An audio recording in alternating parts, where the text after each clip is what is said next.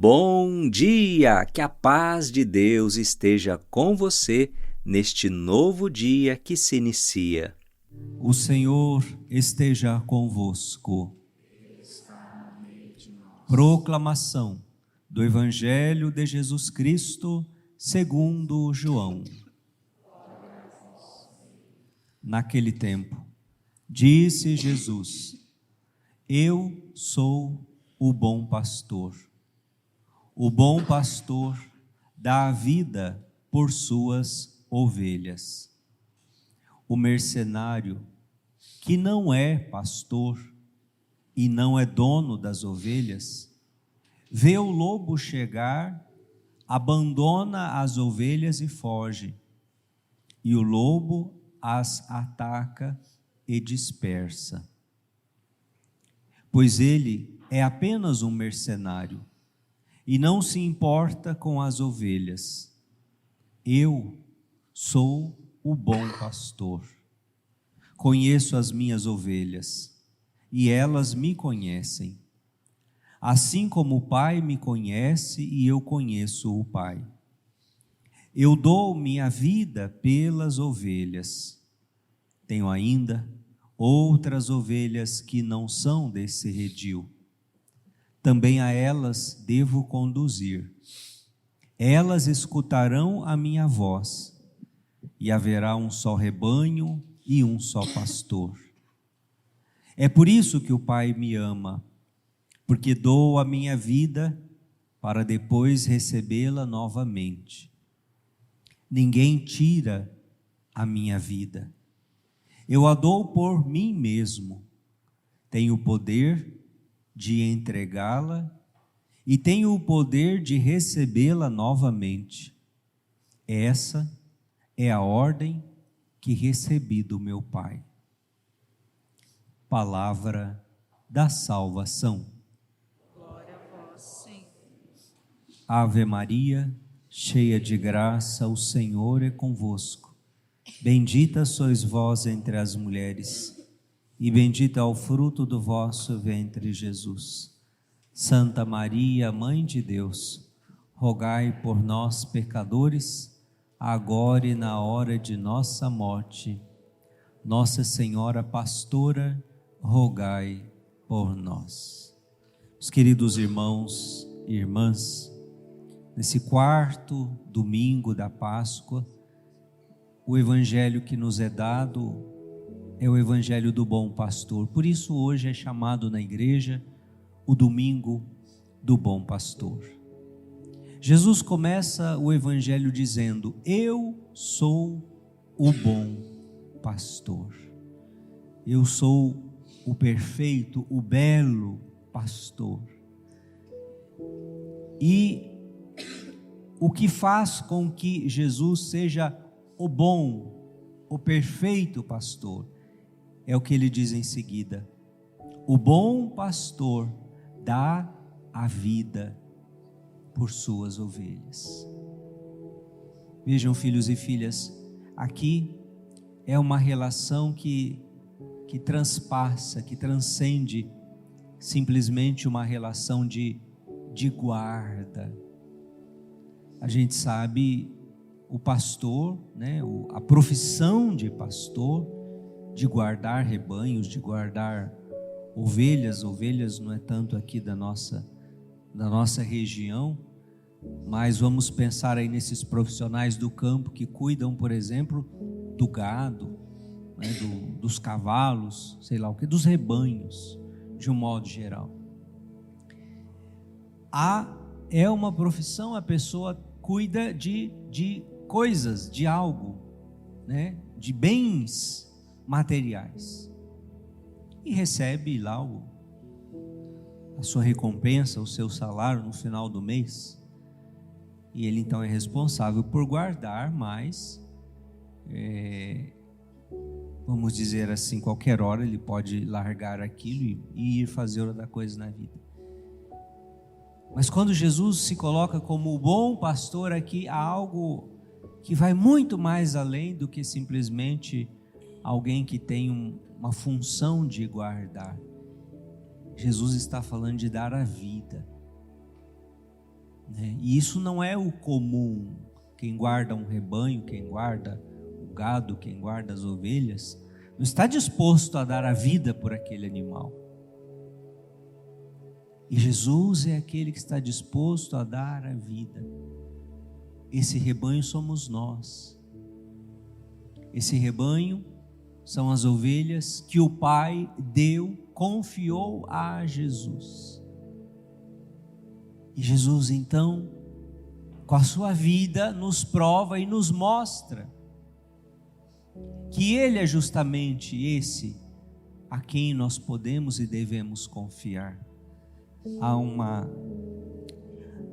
o simbolismo, né, do rebanho, da ovelha, do pastor, tem uma série de peculiaridades, de características. Se nós fôssemos entrar nisso aqui, nós iríamos pela noite afora. Mas, entre vários, um aspecto muito interessante, que é o quê? Que é a ovelha que ouve, ela precisa ouvir. Ela identifica o pastor pelo timbre da voz dele, pela voz dele. A ovelha não é boa das vistas, ela não é boa de visão, ela não enxerga bem. Então, de repente, ela pode até confundir o pastor dela com outro, meio parecido. Aí, de repente, ele chama, vai atrás. Mas o que faltou na visão, sobrou na audição. Ela precisa escutar. E mesmo que outro pastor chegue e chame, não, esse aí não é o meu pastor, esse aí eu não vou atrás dele, esse aí não me engana. E quem lida com isso, por exemplo, os criadores de rebanhos, de ovelhas no Oriente, mesmo na Europa, né? É interessante essa experiência. Você pode deixar vários grupos, vários rebanhos dormindo juntos, mas quando de manhã chegam ali os 4, 5 pastores e eles começam a chamar, cada uma sabe qual é o seu pastor. Quando ele chama pela voz, ela vai atrás, mas não vai atrás do outro. E assim, meus irmãos, precisamos ser também nós, porque haverão muitos, e Jesus já previu isso, falsos pastores, que são o quê? Os mercenários. Tem jeito de pastor, tem estilo de pastor, tem roupa de pastor, mas é falso, é mercenário. Ele quer se aproveitar do rebanho. Mas quando a coisa pega, vamos dizer assim, quando o lobo aparece, ele dá no pé, foge, tem medo, é covarde e não está disposto a se colocar à frente do rebanho para defendê-lo, para dar a vida se preciso for. Esse é o mercenário. E se nós olhamos para o mundo, quantos ao longo da história da igreja, ao longo da história do cristianismo, quantos que usam da fé, quantos que usam do discurso religioso, da experiência religiosa, para de alguma forma tirar algum benefício, algum proveito, às vezes até levar as pessoas a algum tipo de alguma experiência, mas quando realmente é preciso sacrificar, quando realmente é preciso estar disposto a se imolar, a dar a vida se preciso for, eles não estão dispostos a pagar o preço. Por isso a ovelha precisa estar atenta, não se deixar levar por essas falsas vozes, pelos mercenários, pelos falsos pastores. Quanta gente, que infelizmente engana o próximo, se aproveita e não está disposto sequer ao mínimo sacrifício, quando de fato aquela alma, aquela pessoa que Deus confiou seus cuidados, precisa de você. O mercenário não é pastor, e não é dono das ovelhas. Ele vê o lobo chegar, abandona as ovelhas e foge. E o lobo as ataca e as dispersa. É por isso que Jesus, na igreja, ele confiou para que pessoas estejam à frente, em seu nome, para cuidar, para defender, para indicar o caminho, para mostrar a verdade, para também, quando preciso for, buscar a ovelha que se perdeu, trazê-la de volta ao rebanho. Como diz o Evangelho, se preciso for, curar a... Essa é a missão. Cada ministro ordenado, um sacerdote, ele é chamado a ser pastor. Por isso o sacerdote é chamado também a dar a vida nos pequenos sacrifícios do dia a dia, nas renúncias, naquilo que ele precisa abrir mão, para poder acolher, atender, apacentar, instruir, alcançar. Como bom pastor, muitas vezes também não será compreendido, não será aceito, mas ele estará ali, na fidelidade à sua missão. Porque aqui está a essência desta vocação. Meus queridos irmãos e irmãs, também, claro, além de um sacerdote, de um religioso, de um missionário, Deus confia um padre, vamos dizer assim, ele vai ter um rebanho maior, de um bispo maior, do papa então nem se fala, de um padre que também evangeliza, por exemplo, pelas redes sociais, alcança muita gente, o peso é dobrado, a responsabilidade é muito maior, por aquilo que você fala, por aquilo que você faz. Mas um pai de família é um pastor de um rebanho, os seus filhos. Uma mãe de família é uma pastora da sua família, dos seus filhos. Um padrinho, uma madrinha dos seus afilhados.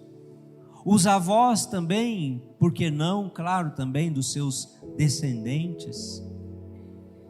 Numa comunidade, uma liderança, um coordenador, um catequista. Deus confiou a você almas, um pequeno rebanho. E ali também nós somos chamados a darmos a nossa vida, a amarmos concretamente, a saber que ali está a nossa missão, sermos instrumento de salvação para esses nossos irmãos e irmãs. E mesmo fora do contexto, talvez do ambiente de fé, talvez ali você tenha alguma função de liderança sobre outras pessoas. E ali também você é chamado a ser cristão, porque isso é da sua essência, é da nossa fé.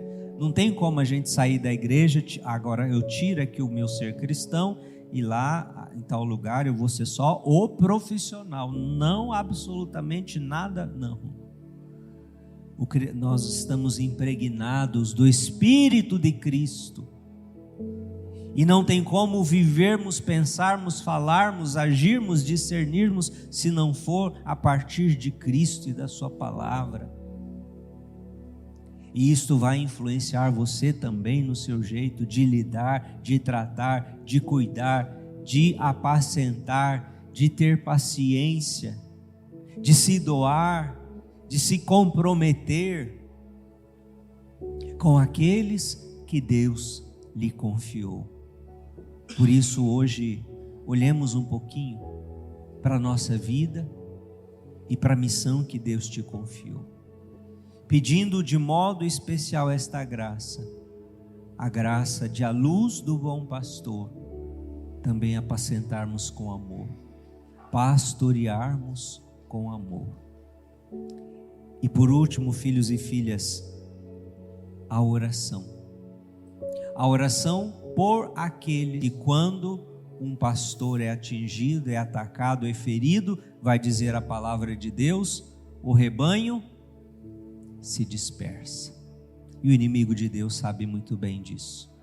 Por isso ele sabe aonde atacar, ele sabe aonde mirar, ele sabe aonde ele vai produzir mais estragos. Por isso, a igreja, os fiéis, o povo de Deus de um modo geral, nunca deve perder essa consciência. Ser capaz de rezar pelos seus pastores. Ser capaz de vez em quando dobrar os joelhos e pedir por aqueles que estão à frente da linha de batalha, enfrentando, para que sejam protegidos, para que o mal não os atinja, para que não sejam derrubados. Não sejamos como aqueles que simplesmente, ao ouvir uma conversa, uma notícia, às vezes uma triste notícia, sejamos mais vozes a apontar o dedo, a criticar, a zombar, a escarnecer. Não, amemos. Amemos e saibamos também com a nossa vida nos unir àquela missão e àquela vocação. Glória ao Pai e ao Filho e ao Espírito Santo, como era no princípio, agora e sempre.